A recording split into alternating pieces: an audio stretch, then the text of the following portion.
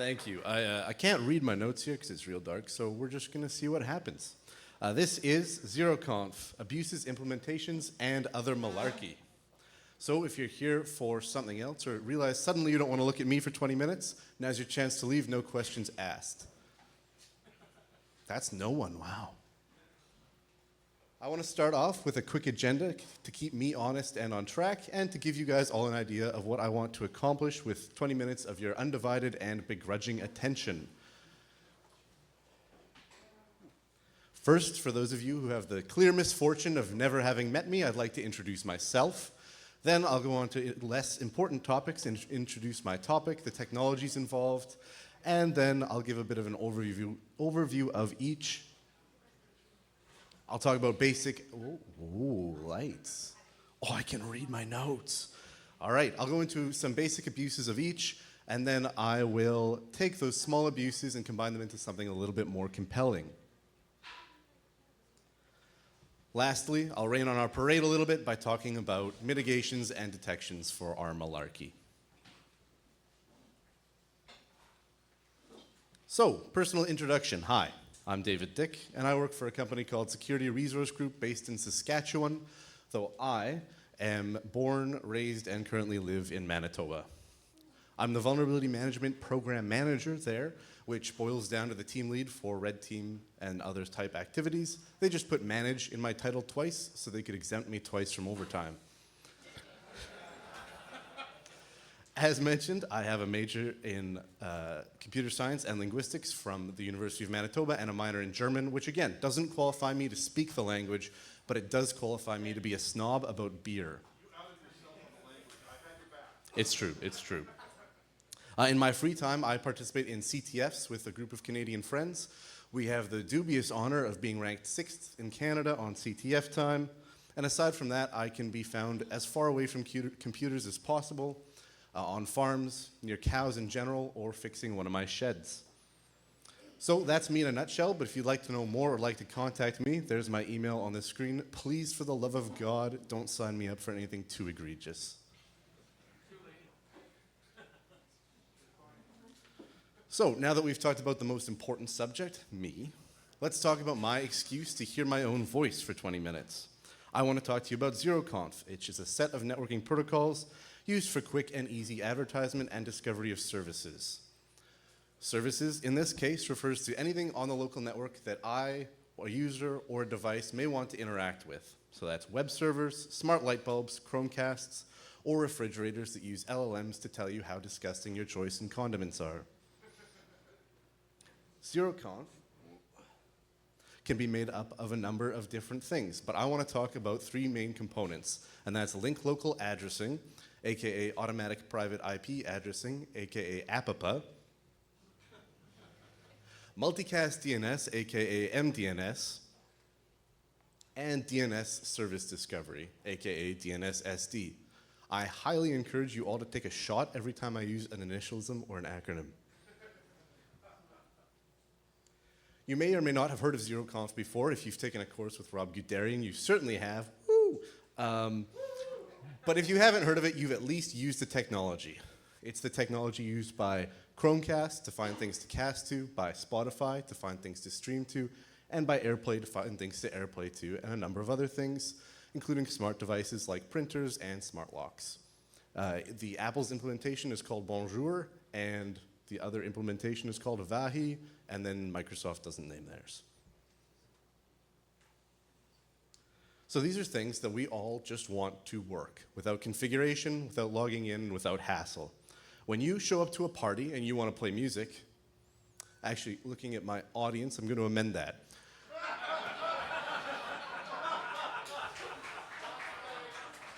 When you want to watch the most recent episode of One Piece, or print out Cory Doctorow's latest rant on enshittification, you want that on the TV or in the printer ASAP. So that's where Zeroconf shines.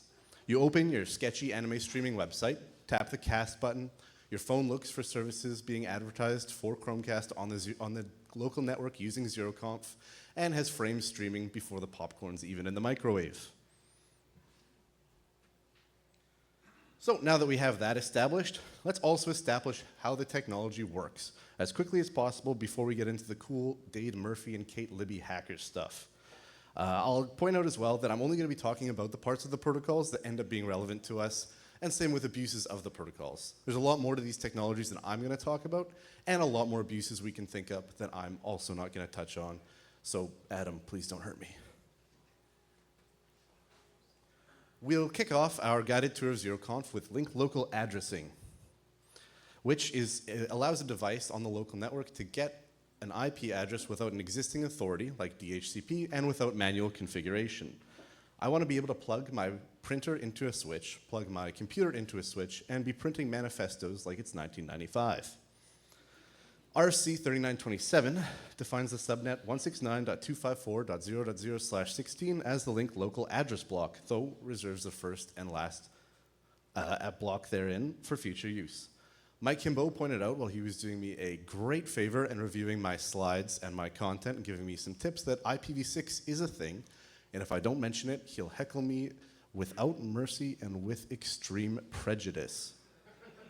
So consider it mentioned. Anyways, the process a machine goes through to get a link local address is on screen. Essentially, it boils down to pick a random IP, try to announce that IP, and if someone disagrees, pick another one. Rinse and repeat till you have your very own IP address. Next up on our guided tour is mDNS. Designer picked this picture of a storm for me. I have no idea why, but I liked it, so it's there. mDNS, or multicast DNS, can mostly be, or its function can mostly be derived from the name, but it's formally defined in RFC 6762. It boils down to DNS as normal, but served over multicast by multiple hosts. It occupies the .local top-level domain, though support for automatically routing queries there sucks. Here's an illustration of a quick mDNS conversation with our client on the left and 4 other devices on the right, 3 of which have subscribed to the multicast address for mDNS. I should point out this is not the same multicast that Adam talked about. He talked about layer 2, I'm talking about layer 3. The client sends out a DNS request to that multicast address on port 5353, which is then forwarded to each of the subscribers. The client included, maybe, but I didn't include that. But it still sends it with a multicast layer 2 packet. That's true. For those of you in the back, Adam pointed out it still sends it with a multicast layer 2 packet, which is true. And then here is the response, or the default response, where the devices that have an entry to respond with for that request respond using that same multicast address, and then the client gets it and adds it to its list of known answers for that name. Again, all the other devices in the multicast group will see that too. I just didn't put that in there because, clarity. A client can also try to avoid some of that extra noisiness by specifying in the request that they would like to receive unicast responses. Adam's giggling. If they do that, then responses are all directed to their unicast IP as opposed to the multicast IP, and no one else sees it, and we're good. Excellent. Okay, we now have a way for computers to obtain an IP without an existing authority or without manual configuration, and a way for services to advertise themselves without the need for manual configuration or an intermediary. What we need now is a standard way to name these so that a client knows what it should look up, again, without configuration. Enter RFC 6763, which defines DNS service discovery. DNS-SD is a naming convention and usage protocol that standardizes how to advertise and name services in DNS, be that mDNS or DNS proper. We'll focus on mDNS because that's the bit in Zeroconf, and that's what I'm talking about. And I only have 20 minutes before they drag me off the stage. I think that's less if you all start throwing food at me. To understand DNS-SD, let's look at the anatomy of a name, and then look at the example of discovering a service. The structure is defined as instance.service.domain, where the instance is the name of a particular instance of a service, like David's cool Minecraft server. The service is a 2-part section with the type of service and the protocol, both prefixed with an underscore. The type of service is supposed to match a predefined list set by IANA, But that isn't often adhered to since people want to be able to advertise services without having to convince IANA that they're legitimate. Chromecast, for example. The protocol is either TCP or UDP. TCP if the service uses TCP, and UDP, you guessed it, if the service uses anything else. Don't ask me why. So, going through with the theme of David's cool Minecraft server, we'd probably put ._Minecraft._TCP. Lastly, the domain, which can be as complex as you'd like and doesn't have to follow necessarily the same standards that a domain name does. An example given in the RFC is building2, space, firstfloor.example.com. Though for mDNS, we'll have to use a .local TLD, and most services tend to just use .local. Now, let's say I have friends. And let's say those friends come over and want to play Minecraft with me on the local network, but I'm being cagey about the details of the server, for security reasons, of course. Thankfully, the LAN party isn't ruined and they can just look the service up using Zeroconf.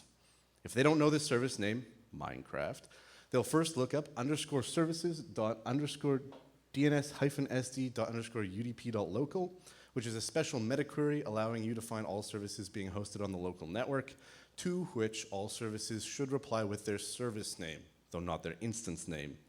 In this case, my friends will only see the response _Minecraft._TCP.local and think that they probably wasted a query on something they could have guessed. I encourage you all to run that on your local network, by the way. It's amazing how many different services you'll find.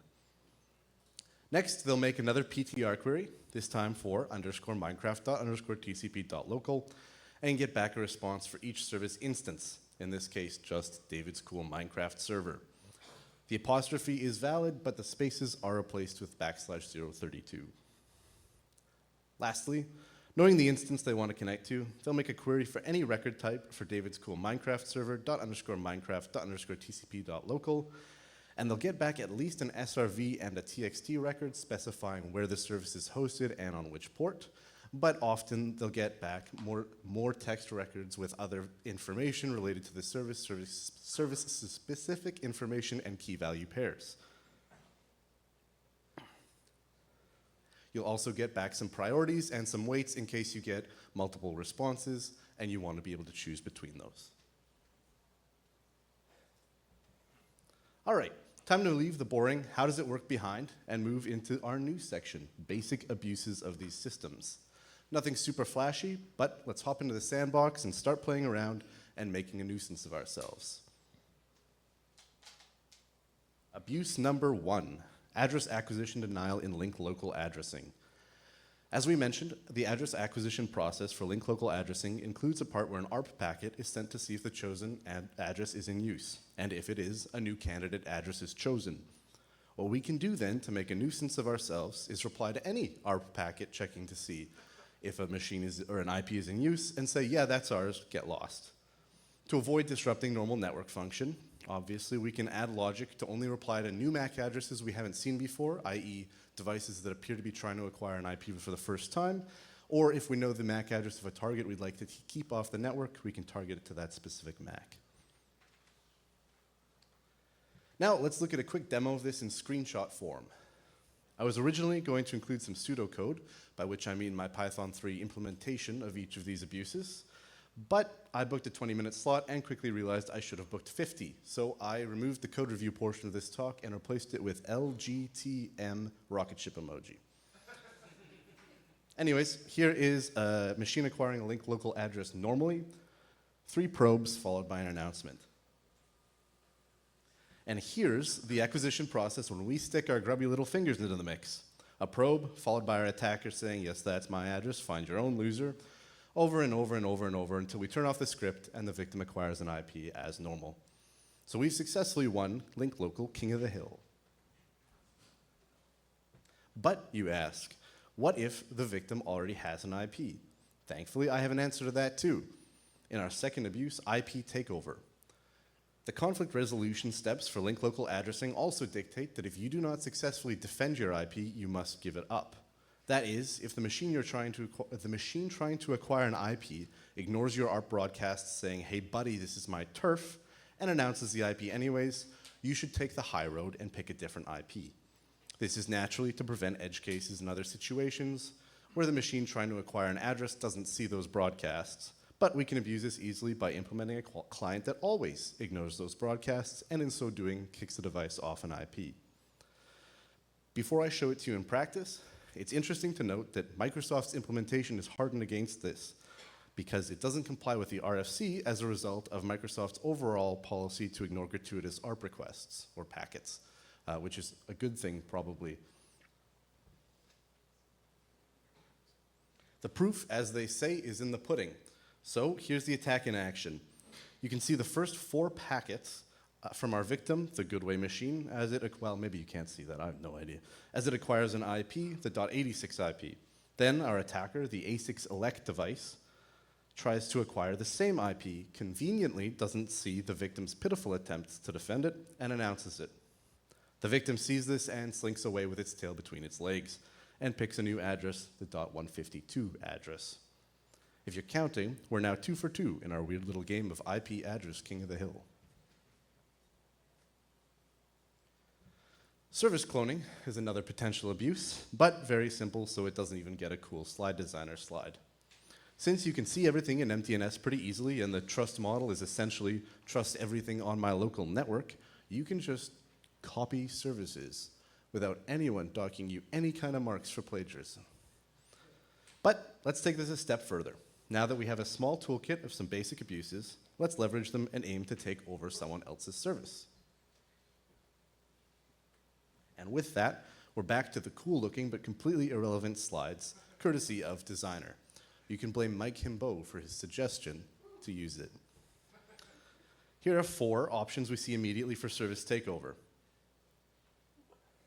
Firstly, and the most true takeover, we take our IP takeover abuse from earlier, combine that with our IP acquisition denial to deny them from getting a new IP, and then clone their service, their DNS-SD service in mDNS.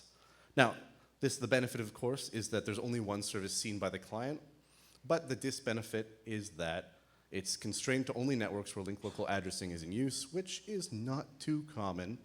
It's noisy, and if you wanted to proxy traffic back to the original service, you can't. It doesn't have an IP. The second option is far simpler but less full, and that's just to clone the service and hope the client picks your malicious service. This isn't ideal because we can't guarantee they'll pick us, but far more versatile in terms of the environments you can use it in and far simpler to set up. We can also expand on that and modify those weights and priorities I mentioned earlier to hopefully coerce the client into selecting our service above the others. There's no real disbenefit to doing that, but don't expect it to work every time because there's no guarantee that the client is actually going to honor those weights and priorities.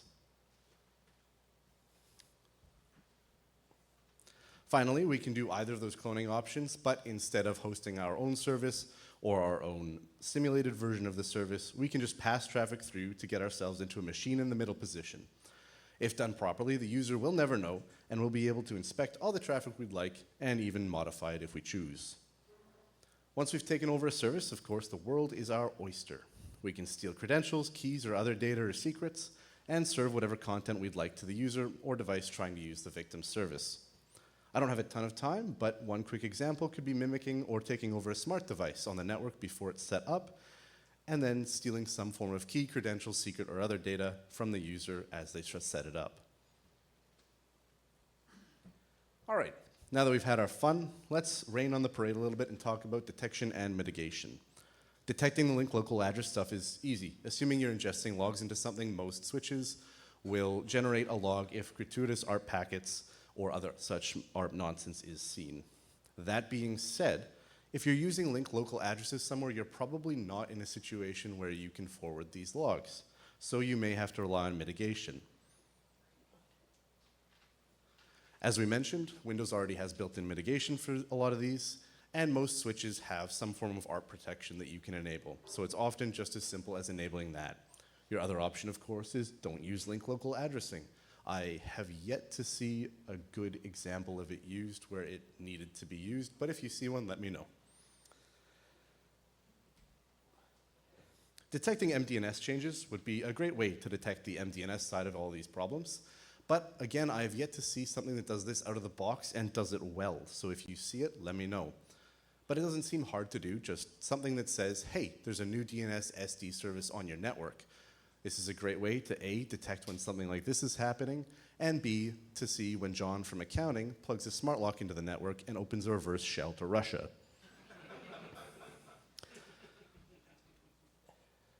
Mitigating the mDNS abuses comes down usually to authorization and authentication.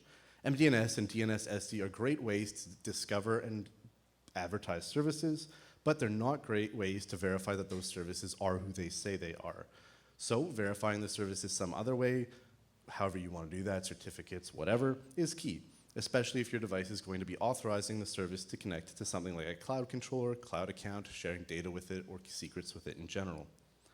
We spend a lot of time figuring out how the client will authenticate to services, but not nearly as much time thinking about how the service will authenticate, which opens the door for abuse. Another option is simply not using mDNS for DNS-SD and using normal DNS instead. Then, of course, you're no longer zero configuration from the perspective of the admin, but from the perspective of the client, you're still zero configuration, and you're a lot more informed on the services being advertised on your local network. Lastly, of course, preventing the threat actor from accessing your network in the first place is always a great first line of defense. Okay, looking at my agenda, it seems like I've covered everything, so I can get off the stage shortly. We talked about Zeroconf and its uses, dove a little into how link local addressing, mDNS, and DNS-SD all work and work together, and then combined some of those abuses. Then we looked at some little abuses of each before combining them into something a little bit more compelling. I do have implementations for everything I mentioned here, though I don't have the time to talk about them. So if you're interested, come talk to me afterwards, and I may be willing to share, especially if you buy me a drink. Thank you all for coming. Any questions? Questions for David? Oh, Adam has one. Adam's off to the races.